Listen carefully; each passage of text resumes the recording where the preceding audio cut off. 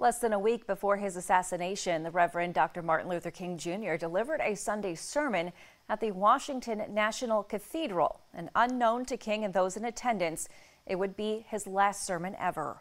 WENY Washington correspondent Brendan Scanland reports on the historic final Sunday sermon. This is the Washington National Cathedral.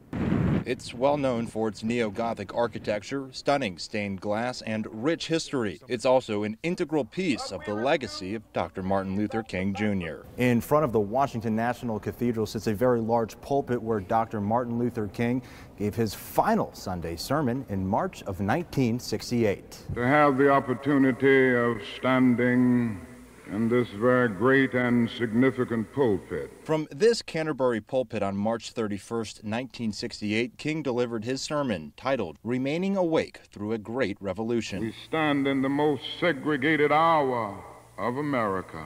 It was an uneasy time. There was war going on. It was the height of the Civil Rights era and the Vietnam War. Canon Missioner Reverend Leonard Hamlin says it was a crucial time for U.S. decision makers. What are the decisions that really reflected the democratic principles, the kind of reputation that the country wanted to hold in the world? Mankind must put an end to war.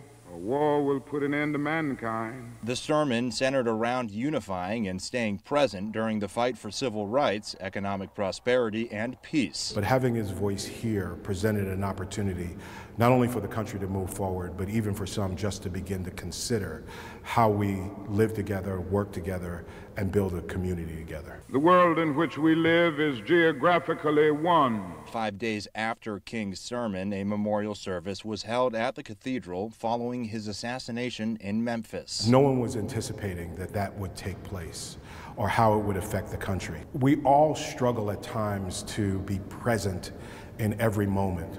So in that moment, were we really listening to his sermon about staying awake? Reverend Hamlin believes King's message is just as important now as it was over 55 years ago. To engage each other, to build relationships with each other, to love one another, to really not just have it in word, but to make sure that we are turning those words into action. Reporting in Washington, Brendan Scanland, WENY News.